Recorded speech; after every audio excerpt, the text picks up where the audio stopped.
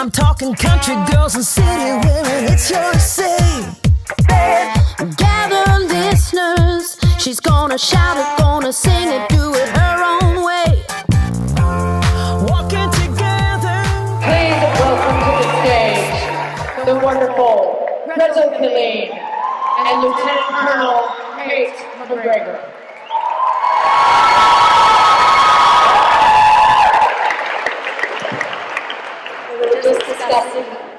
We're just discussing that we have to remember to cross our legs. Are you all good? I'm fine. You have to use the microphone. Yeah. No, I went to a guy's school, so they routinely teach us this stuff, but I've picked it up since I transitioned. Now, have many of you seen Australia's Story with Cate?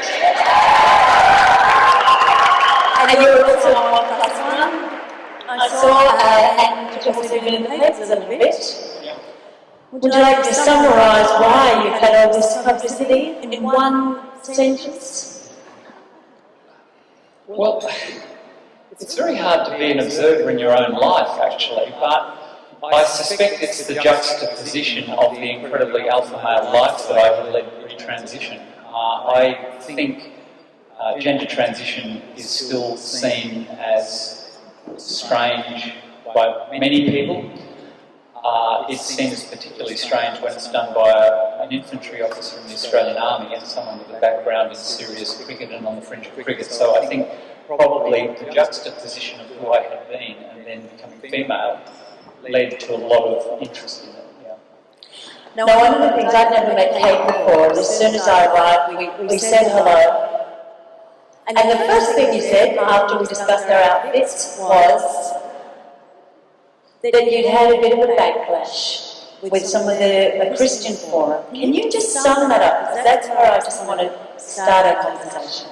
Okay, well, I preface this by saying that I have found Australians generally to be incredibly pragmatic and welcoming, and I've been particularly humbled by how stunning the Australian Army has been in accepting my transition.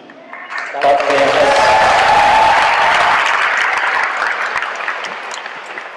And it would just digressing, and Gretel warned me not to digress too much. I'm a bit of a discursive person, but I can't help but go past Becky Cole tonight, who has been in Afghanistan with our troops, and our last combat contingent comes home tomorrow, and I want to thank you for what you did, Becky, for our people.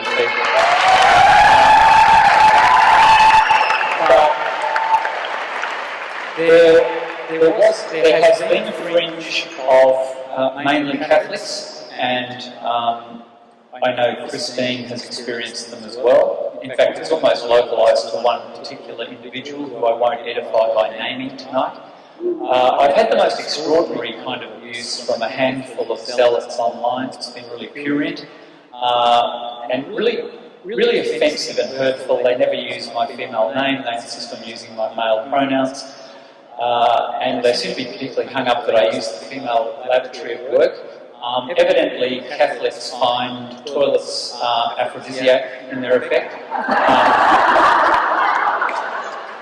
I go there to eliminate body waste, but apparently they assume that I find it a turn on, and so that's been hurtful, but it's on the way. But one of the subtexts of those criticisms were that you had no right to call yourself a woman. Yeah.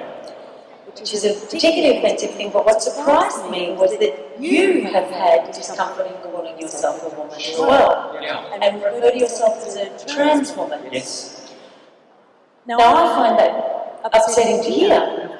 So what I wanted to ask you is, prior to the hormones, prior to the treatment and the acknowledgement, what did you think a woman was?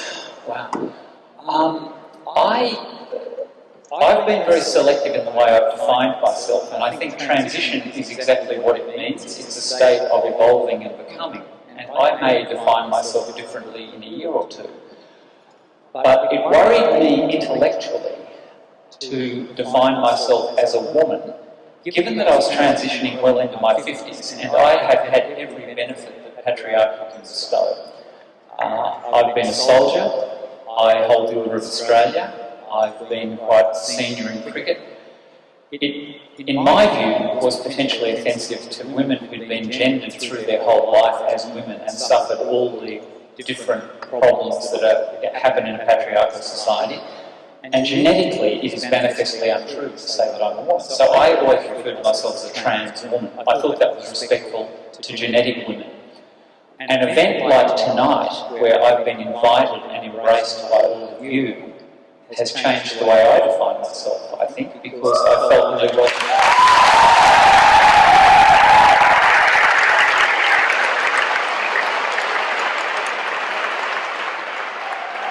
So, yeah, it's a work in progress, and there's a whole range of issues this brings up. You know, are we defined just by our genitals? No, I don't think.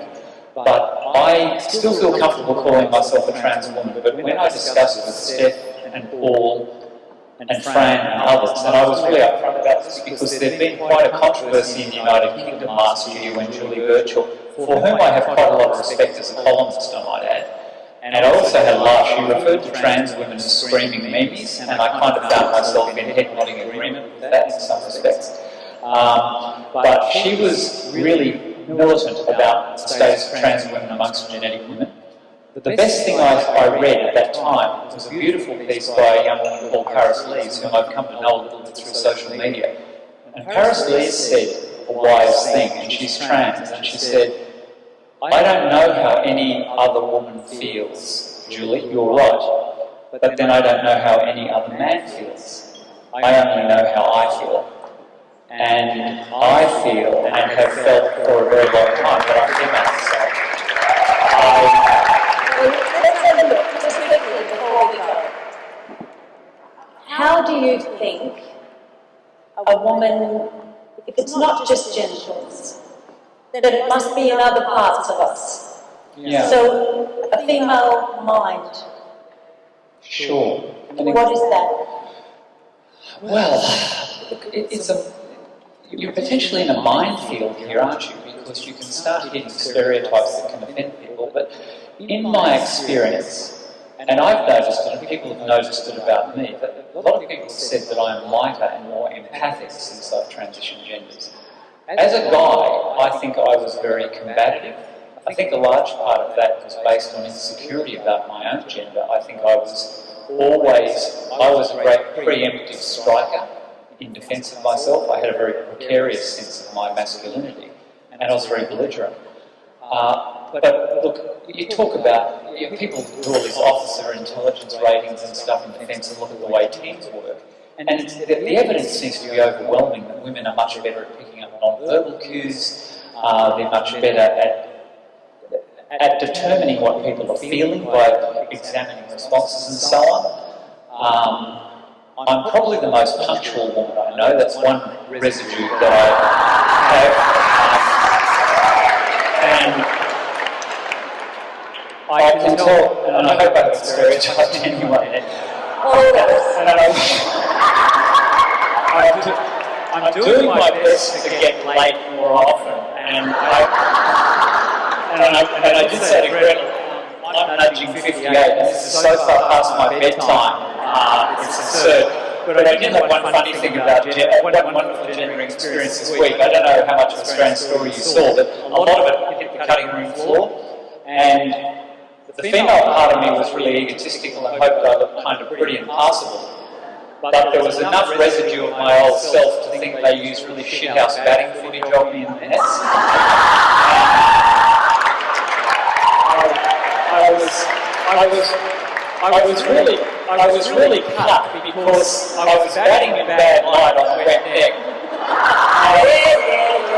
And so I demanded that they put up the footage that they shot later in the week when the light was better.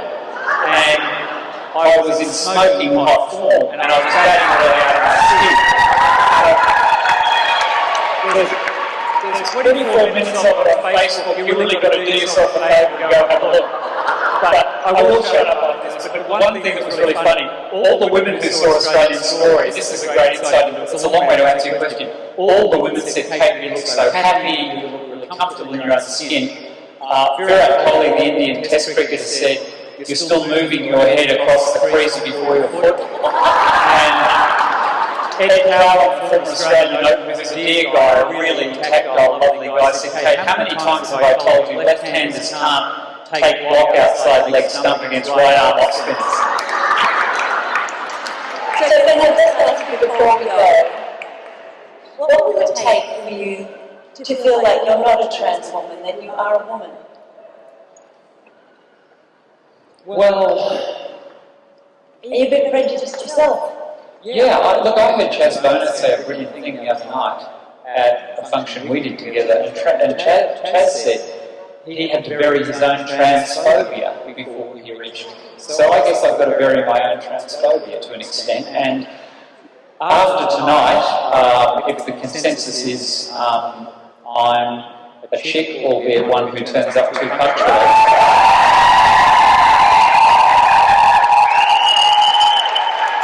maybe I promise I'll go home and before I go to bed, I'll take down trans woman off my Twitter page.